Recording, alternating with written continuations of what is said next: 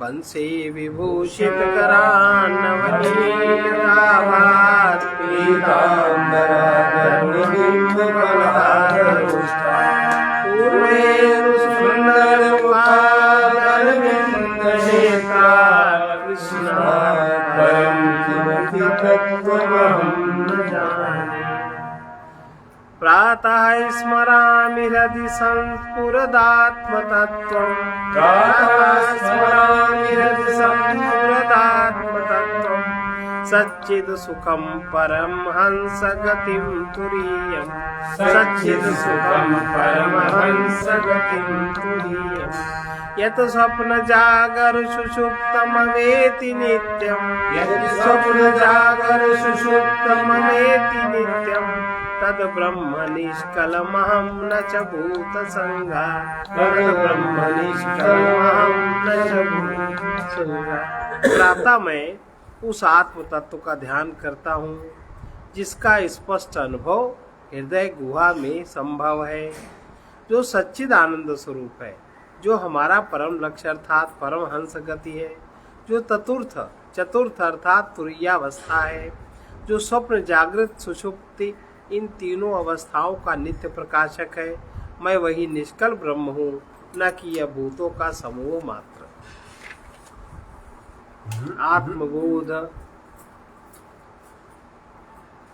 आत्मबोध का पहला श्लोक।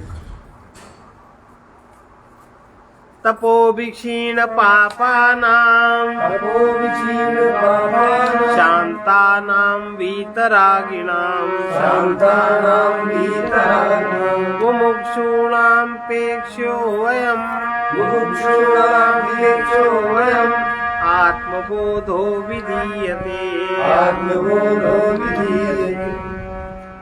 इस शंकराचार्य जी कह रहे हैं, इस आत्मबोध की रचना, इस ग्रंथ की रचना उनके लिए की जा रही है जिन्होंने तप द्वारा अपने पापों को क्षीण कर लिया, जिनके जीवन में तप है, जिनके जीवन में भोग समाप्त हो गया है। भोग क्या है? हम जब कोई भी कर्म केवल अपने लिए करते हैं तो वो भोग है। अपने सुख के लिए हम जब कोई भी कर्म करते हैं वही भोग है।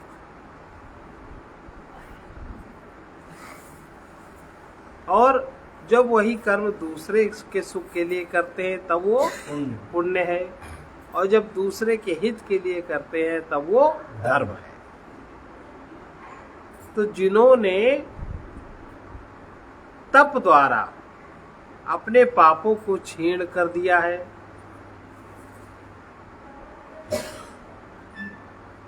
जिसके हृदय शांत है, हृदय में जिसके उत्तेजना स्फुरण नहीं होता, चिड़चिड़ाते नहीं, और जो आसक्तियों से मुक्त है, जिनकी कहीं भी आसक्ति नहीं, सब जगह आसक्ति समाप्त हो गई, उनको ये बात समझ में आएगी। अगर ये सब गुण हैं तो बात समझ में नहीं आएगी। और जिन्हें अज्ञान से मोक्ष प्राप्त करने की आकांक्षा है, जिनका अज्ञान छूट जाए, ऐसा जो चाहते हैं, जो मोक्ष प्राप्त करने की आकांक्षा वाले। अब इसमें कितनी शर्तें हैं? इस आत्मबोध ग्रंथ की रचना उसके लिए की जा रही है जिन्होंने तप द्वारा अपने पापों को क्षीण कर लिया। अब देखो हम लोग कितना तप करते हैं। तप है कहीं जिंदगी में? शरीर की प्रतिकूलता बर्दाश्त नहीं, मन की प्रतिकूलता बर्दाश्त नहीं, अहंकार की प्रतिकूलता बर्दाश्त नहीं, भोग ही भोग चारों तरफ। जो भी करेंगे सो अपने लिए करेंगे, अपने लिए ही तो करते हैं। दूसरे के लिए करना, अगर हमको अच्छा लग रहा है कुछ देना तो देते भी हैं, हमको अच्छा नहीं लग रहा है दूसरे को अच्छा लग रहा है तो हम देते भी। हम दैवी वृत्तियों का आचरण भी तभी करते हैं जब वो वृत्तियां हमें, हमारे अहंकार को पसंद है, और हमारे अहंकार को अगर पसंद नहीं है तो हम दैवी वृत्तियों का आचरण नहीं करते। किसी प्रकार का तप नहीं है। प्रस्तावना के रूप में जगत गुरु आचार्य शंकर जो पूर्ण स्वयं आत्मज्ञानी है, उन लोगों के लिए कुछ योग्यताएं निर्धारित करते हैं जो इस शास्त्र करने के इच्छुक हैं। इस श्लोक में चर्चित विषय के उन 4 पहलुओं की ओर भी संकेत है जिन्हें पारिभाषिक रूप से अनुबंध चतुष्टय कहा जाता है। हम देखते हैं कि जब आचार्य शंकर एक सरल पाठ्य पुस्तक की रचना करने जा रहे हैं, तब ऐसी प्रस्तावना न्यायोचित ही ठहरती है। एक महान शिक्षक होने के नाते वे जानते थे जिन साधकों के प्रति वो उपदेश देना चाहते हैं वो किस श्रेणी के विद्यार्थी। अत्यंत प्रभावपूर्ण शैली, विद्वत्तापूर्ण वार्तालाप, विस्तृत तर्क वितर्क इत्यादि, ये सभी उन साधारण विद्यार्थियों के किसी काम के नहीं है जिनमें वेदांत दर्शन को थोड़ा सा भी जानने का उत्साह बढ़ा हुआ है। श्लोक में शब्द आत्मबोध की विषय की ओर संकेत करता है। शब्द मुमुक्ष संकेत करता है कि लक्ष्य बंधन के तमाम भावों से व्यक्ति का मोक्ष हो। लक्ष्य बंधन के, लक्ष्य में जो बंधन है उसके जो तमाम भावों है उससे व्यक्ति का मोक्ष हो। और वे व्यक्ति इस शास्त्र के अध्ययन के अधिकारी हैं जिनमें ये 4 योग्यताएं हैं। नंबर 1, नित्य अनित्य का विवेक। और विवेक उसी का उदय होता है तप द्वारा जिनके पाप क्षीण हो जाए, उसी की बुद्धि में विवेक जागृत होता है नित्य अनित्य के प्रति। अगर पाप की क्षीणता नहीं है तो विवेक का उदय नहीं होता। देख लीजिए, और हम सब पाप के बोझ से लदे हैं, विवेक कैसे हो। दूसरा, जिनके हृदय शांत है, अर्थात जिसको वैराग्य है, जिसके हृदय में वैराग्य का उदय होगा। विवेक के द्वारा जिसके हृदय में वैराग्य का उदय हो गया है, जिसका कहीं राग नहीं।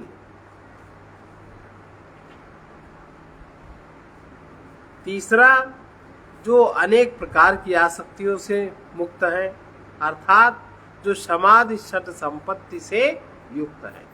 और चौथा, जिन्हें मोक्ष प्राप्त करने की आकांक्षा है, अर्थात आत्मज्ञान की तीव्र जिज्ञासा जिनमें जागृत है, जो आत्मज्ञान के अलावा कुछ चाहते ही नहीं। चाहते हैं तो आत्मज्ञान, कैसे हम अपने को जाने, उनके सारे कर्म उसी के लिए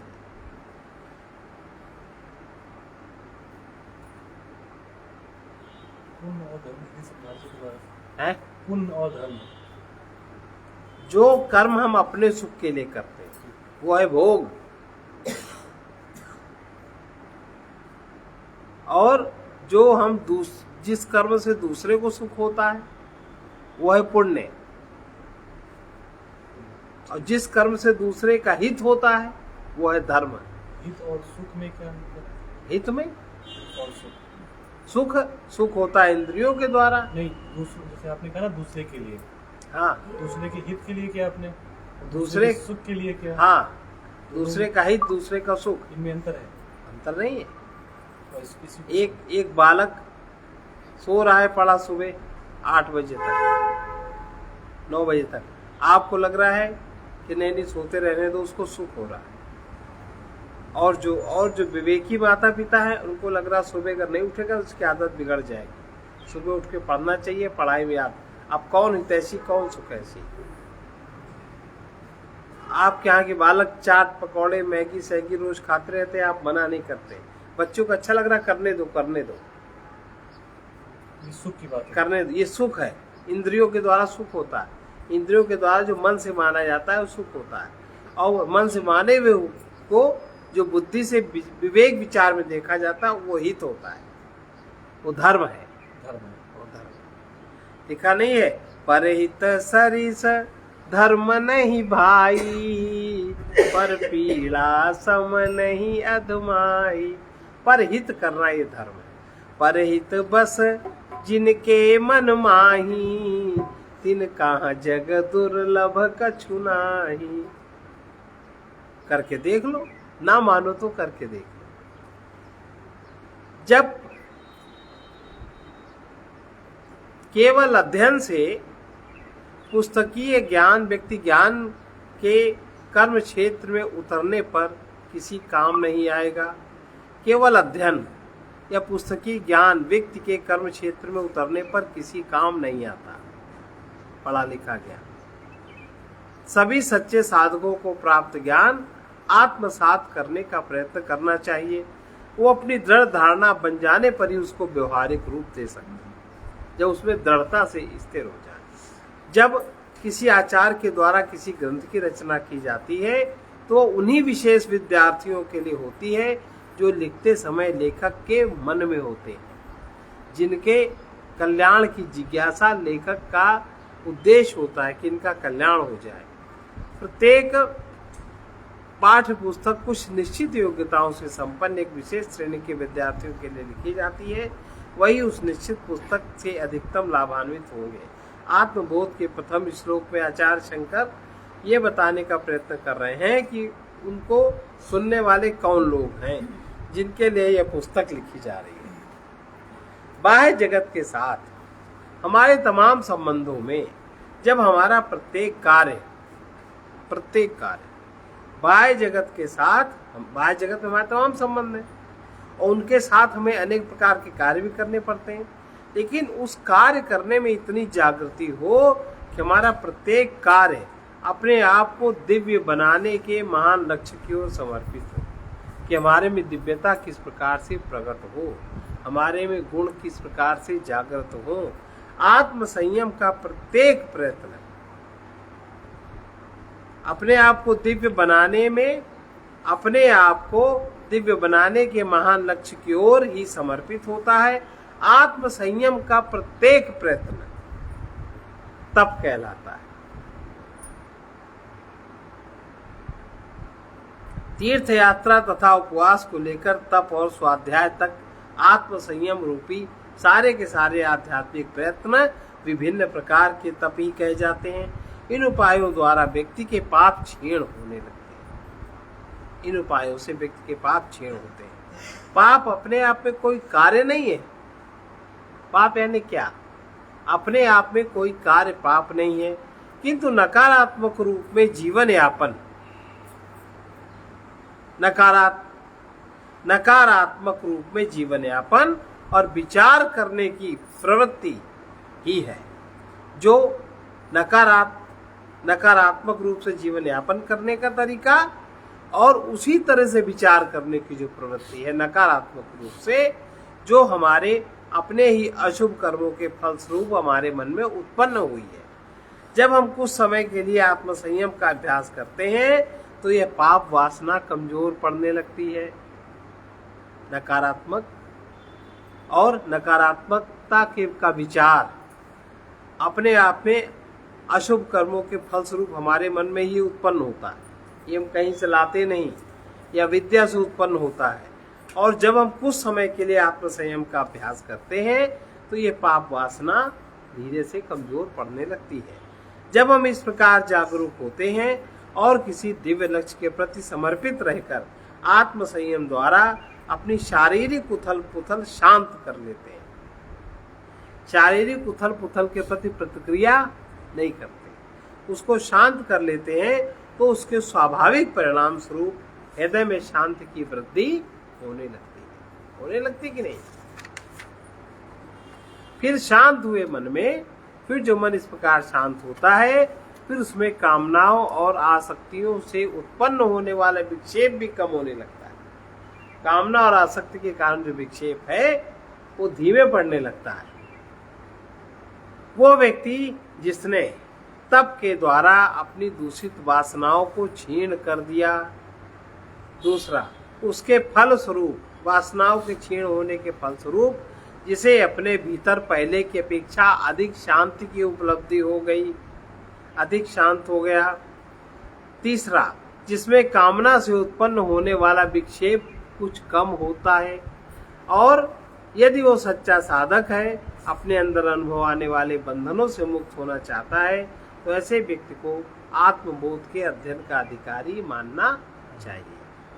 यह श्लोक किसी को इस ग्रंथ को पढ़ने और अध्ययन करने के लिए अयोग्य नहीं ठहराता, लेकिन इसमें आंतरिक व्यवस्था संबंधी कुछ ऐसे सुझाव दिए जा रहे हैं जिनसे एक साधक इस ग्रंथ के विषयों के साथ अच्छी तरह मानसिक तालमेल जिसका बैठ जाए और इसमें वर्णित विषय को भली भांति वो समझ सके। ये दूसरा श्लोक। बोधोन्य साधनेभ्यो हि साक्षान्मोक्षैक साधनम् पाकस्य वन्विवज ज्ञानम् बिना मोक्षो न सिद्ध्यति। जैसे बिना अग्नि भोजन नहीं पकता, बिना अग्नि के भोजन नहीं पकता, इसी तरह बिना ज्ञान के मोक्ष संभव नहीं होता। आप नहीं छूट सकते। अन्य सभी संयम रूपी साधनों की तुलना में आत्मज्ञान मोक्ष का साक्षात साधन है। आत्मज्ञान मोक्ष का साक्षात साधन है अन्य साधनों की तुलना में। पूर्व श्लोक में तप और आत्म संयम इत्यादि के बारे में बहुत कुछ कहा जा चुका। इसमें व्यक्ति को यह भ्रम हो सकता है कि केवल संयम ही हमें दिव्य लक्ष्य तक पहुंचाने के लिए काफी है। इस भ्रांति को दूर करने के लिए यहाँ कहा जा रहा है कि ज्ञान ही मोक्ष का एकमात्र तात्कालिक कारण है।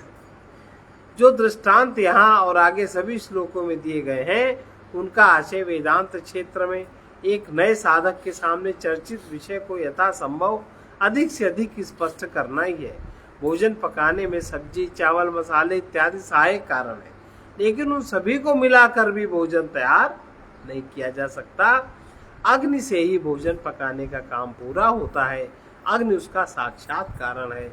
इसी तरह कर्मकांडी क्रियाओं का संपादन, दान, यज्ञ, तप, आत्म संयम, शास्त्र अध्ययन, विवेक बुद्धि का प्रयोग, ये सभी निसंदेह सहायक साधन है जिनसे व्यक्ति को आध्यात्मिक प्रगति में सहायता मिलती है, लेकिन वे अपने आप सीधे ही व्यक्ति को मुक्त नहीं दिला सकते। मोक्ष तभी संभव है जब हम अपने स्वरूप का वास्तविक और ठीक ठीक ज्ञान हो, अथवा हम अपनी आत्मा की महिमा के प्रति स्वयं जागृत हो उठे। इसी बात को अगले श्लोक में विस्तार से कहें। अविरोधितया कर्म ना विद्यां विनिवर्तयेत् विद्या विद्यां निहन्त्येव तेजस्मिरसंघवत् कर्म किसी भी प्रकार के कर्म से अज्ञान का नाश नहीं हो सकता। कर्म अज्ञान का नाश नहीं कर सकता, क्योंकि ये उसका विरोधी नहीं है। कर्म अज्ञान का विरोधी नहीं है। जैसे प्रकाश घोर अंधकार को दूर करता है, वैसे ही ज्ञान से अज्ञान का नाश अवश्य हो जाता है। तप और संयम द्वारा वो क्यों प्राप्त नहीं होता जो ज्ञान द्वारा संभव है। ज्ञान शब्द का यहाँ उसके वास्तविक अर्थ में प्रयोग किया जा रहा है। ज्ञान प्राप्ति से अभिप्राय यह है कि अपने आप को, अपने स्वयं को या अपने आत्मा को पहचान लेना, जिसका वास्तविक अभाव कभी नहीं है, लेकिन हमें उसका प्रभाव कभी नहीं दिखता, तो उसको हम ठीक से पहचान ले। यह एक स्वप्न दृष्टा के जाग उठने के समान है। तभी तो स्वप्न दृष्टा के दुखों का अंत संभव है, जब स्वप्न दृष्टा जाग जाता है। यह यदि आत्मा जैसा कि उसका शास्त्रों में वर्णन किया गया है, नित्य, सर्वव्यापक और पूर्ण है, तब उसकी प्राप्ति के लिए ना तो प्रयत्न करने की आवश्यकता है और न उसे कहीं से प्राप्त ही करना है, क्योंकि यह तो पहले ही विद्यमान है। इसलिए शुभ कर्म भी प्रत्यक्ष कार्य कारण के नियम की दृष्टि से आत्मज्ञान प्रदान नहीं कर सकते। ये तो अंतःकरण रूपी दर्पण को शुद्ध करने में सहायता करते हैं, जिसमें हम अपने आत्मा के सच्चे और वास्तविक स्वरूप के दर्शन कर सकते हैं। कल्पना करके देखो कि एक कमरे में घोर अंधकार है, चाहे उसमें घंटों झाड़ू लगाओ, अथवा मनुष्यों की एक सेना इस अंधकार को टोकरों मरकर बाहर फेंकने का प्रयत्न करे, फिर भी क्या कमरे से अंधकार दूर होगा? नहीं दूर होगा। झाड़ू लगाना अंधकार हटाने का सही उपाय या साधन नहीं है। अब हम अपने हाथ में दीपक लें और इस अंधेरे कमरे में प्रवेश कर जाए। वो अंधकार कितना ही घना क्यों ना हो, एक क्षण में कमरा जगमगा उठेगा। इसी तरह जिस अज्ञान से चेतनता का शुद्ध प्रकाश ढका है, जिस अज्ञान के कारण चेतनता का शुद्ध प्रकाश ढका है, वो केवल कहने मात्र का है। जिसने मानो उस आत्मा को ढक लिया है, ज्योतिर्मय चैतन्य आत्मा नित्य प्रकाशमान है। हमें अज्ञान को केवल हटाना भरी है। आत्मा के यथार्थ स्वरूप विषय भ्रम को हटा देने से आत्मा के वास्तविक स्वरूप का पर्दा उठ जाता है। हमें इसे कहीं खोज निकालना नहीं है, केवल अज्ञान का पर्दा ही, ये अहंकार पर्दा अपना ही बनाया है और अपने ही मन से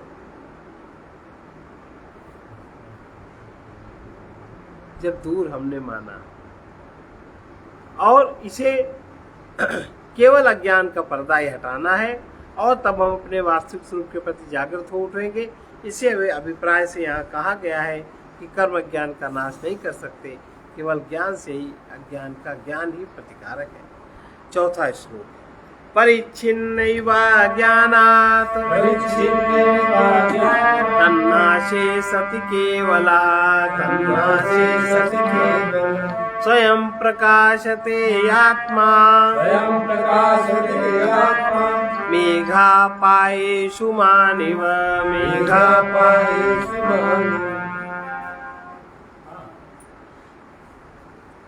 अज्ञान के कारण ही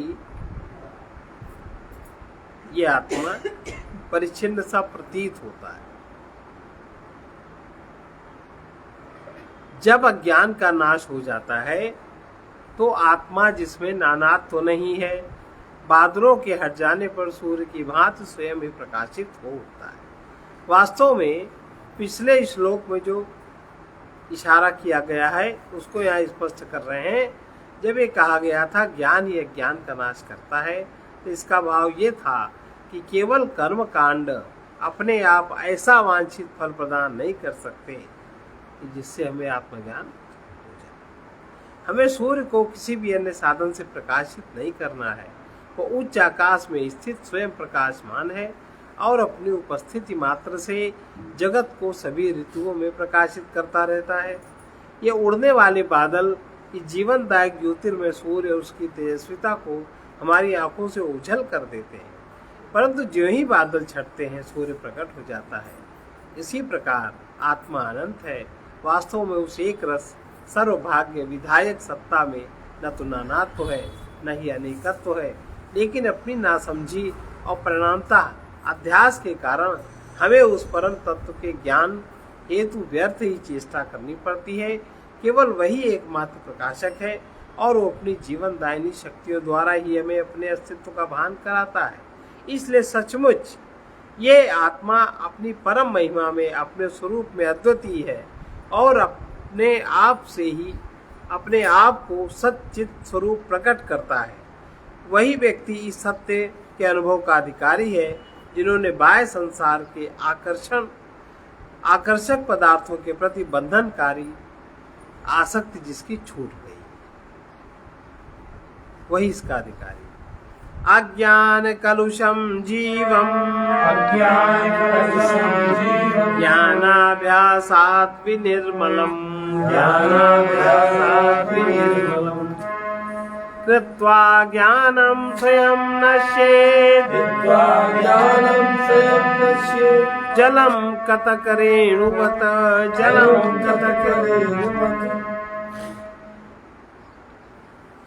ज्ञान का निरंतर अभ्यास, ज्ञान का निरंतर अभ्यास अज्ञान से कलुषित जीव को शुद्ध करके स्वयं भी लुप्त हो जाता है। अभ्यास, ज्ञान का निरंतर अभ्यास अज्ञान से कलुषित जीव को शुद्ध करके स्वयं भी वो अभ्यास लुप्त हो जाता है। जैसे कतक चूर्ण गंदे जल को साफ करने के पश्चात स्वयं भी नीचे बैठ जाता है। इस श्लोक में जीव की व्याख्या अज्ञान से कलुषित आत्मा के रूप में की जा रही है। आध्यात्मिक अज्ञान से बुद्धि में विक्षेप और मन में बकवास का जन्म होता है। जब हमको आंतरिक अज्ञान, आध्यात्मिक अज्ञान होता है तो मन में बहुत विक्षेप होता है। हम फिजूल में दूसरे को समझाते रहते हैं, ऐसी बातें कहते रहते हैं जिसका कोई अर्थ नहीं। विक्षेप मन में बकवास का जन्म देता है। मन बुद्धि रूपी उपाधि में चैतन्य का प्रकाश प्रतिबिंबित होता है। जो मन है, बुद्धि है, उसमें चैतन्य का प्रकाश प्रतिबिंबित होता है और इस उपाधि से परिच्छिन्नता को प्राप्त आत्मा ही जीव कहलाता है। उसी का नाम जीव है, चिदाभास। यह जीव ही है जो प्रकृति की परिच्छिन्नता से उत्पीड़ित होता है और इसकी तुलना दर्पण में दिखाई देने वाले प्रतिबिंब से की जा सकती है। यह स्वाभाविक ही है कि जब प्रतिबिंबिक दर्पण अवतल अथवा उत्तल होता है तो हमारा प्रतिबिंब भी विकृत दिखाई देता है। हमारे प्रतिबिंब की कुरूपता का तभी अंत हो सकता है जब प्रतिबिंबिक दर्पण को या तो तोड़ फोड़ दिया जाए अथवा उसे समतल बना के ठीक कर दिया जाए। इसी प्रकार मनुष्य की विकृति का अंत भी तभी संभव है जब मन और बुद्धि शुद्ध और स्थिर कर दिए जाएं, तभी उसमें ठीक प्रतिबिंब उभरेगा। विशुद्ध और पूर्णतया स्थिर मन को मन ही नहीं कहा जा सकता, क्योंकि मन तो विचारों का प्रवाह ही तो है। अब जब मन स्थिर हो गया तो मन रहा ही नहीं। जब मन का नाश हो जाता है तब जिस अहंकार को अब तक हम व्यक्ति भाव में स्थित देख रहे थे वो अपने वास्तविक स्वरूप आत्मा में ही लीन हो जाता है। ज्ञान अभ्यास अर्थात ध्यान से हमें जो कुछ भी प्राप्त करना है वो है मन की शांति और इसकी तमाम वृत्तियों का पूर्णतया निरोध। मिथ्या भौतिक परतों के साथ हमारी तादात्म्य का सर्वथा निषेध और दिव्य आध्यात्मिक स्वरूप की अनुभूति करना ही ध्यान साधना है। और मैं जड़ प्रकृति हूँ, अगर इस निरंतर स्मृति को लाने से अहंकार उत्पन्न होता है तो निसंदेह उसके बदले मैं चैतन्य हूँ, मैं आत्मा हूँ, ये भावना भी निरंतर लाई जा सकती है अभ्यास से। पर यह भी तो विचार प्रवाह होने के कारण वृत्ति ज्ञान ही है, अतः परिच्छिन्न और सीमित होने के कारण ये भावना भी पूर्ण नहीं हो सकती। इस संदेह का निवारण इस श्लोक में कहकर किया जा रहा है कि स्वयं ध्यान भी मन को परिष्कृत करने के बाद समाप्त हो जाता है, वो अपने ध्येय में स्थिर हो जाता है। सोने की हमारी तमाम चेष्टाएं सो जाने पर स्वयं ही समाप्त हो जाती है। यहाँ शुद्धि कारक चूर्ण का दृष्टांत दिया गया और यह वो चूर्ण है जिसका प्रयोग प्राचीन भारत में गंदे जल को साफ करने के लिए होता था। वर्षा ऋतु में जब किसी कुएं या नदी का जल गंदा हो जाता था तो बाल्टी की सतह पर कतक चूर्ण बिखेर दिया जाता था।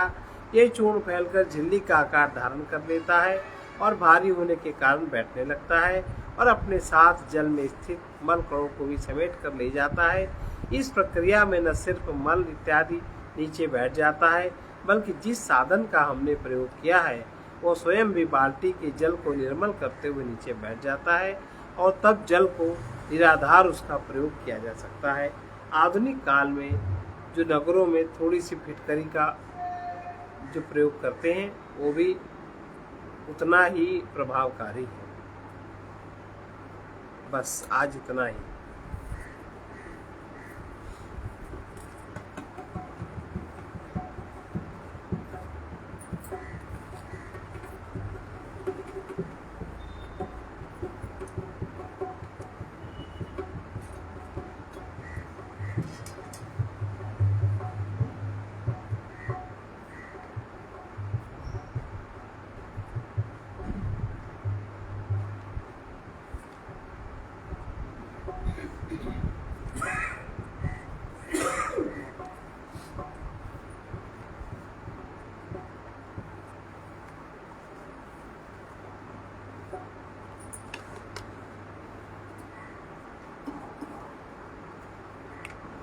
गुरुजन जो कुछ कह जाते हैं तुम उसे भुलाओ।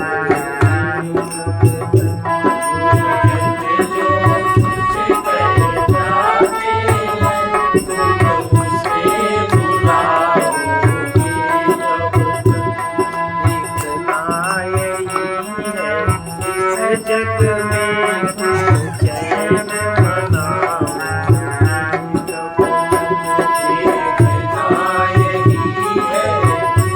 जग में चैन मनाओ।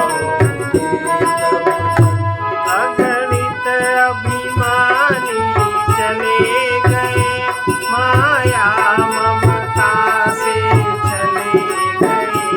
अगणित अभिमानी चले गए माया ममता से चले गए।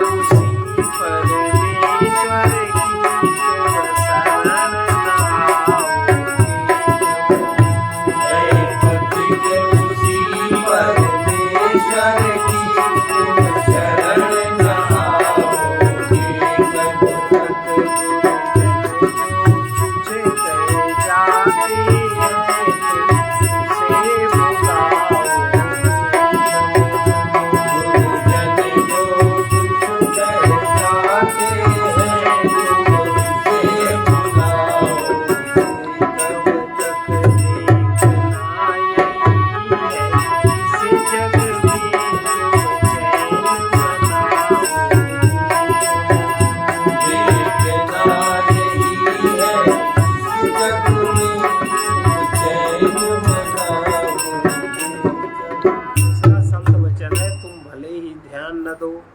परंतु दुख संसार में इसलिए है कि तुम विनाशी सुख से विरक्त होकर आनंद को प्राप्त करो। अगर संसार में दुख न हो तो कोई अविनाशी सुख की ओर न बढ़ो। सर्वे भवन्तु सुखिनः सर्वे सन्तु निरामयाः सर्वे भद्राणि पश्यन्तु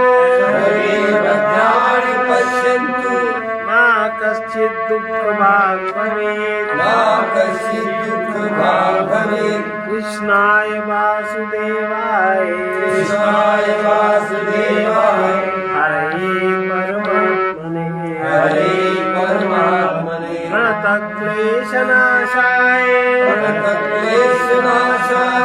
गोविन्दाय नमो नमः असतो मा सद्गमय तमसो मा ज्योतिर्गमय मृत्योर्मामृतं गमय। ओम पूर्णमदः पूर्णमिदं पूर्णमुदच्यते पूर्णस्य पूर्णमादाय पूर्णमेवावशिष्यते।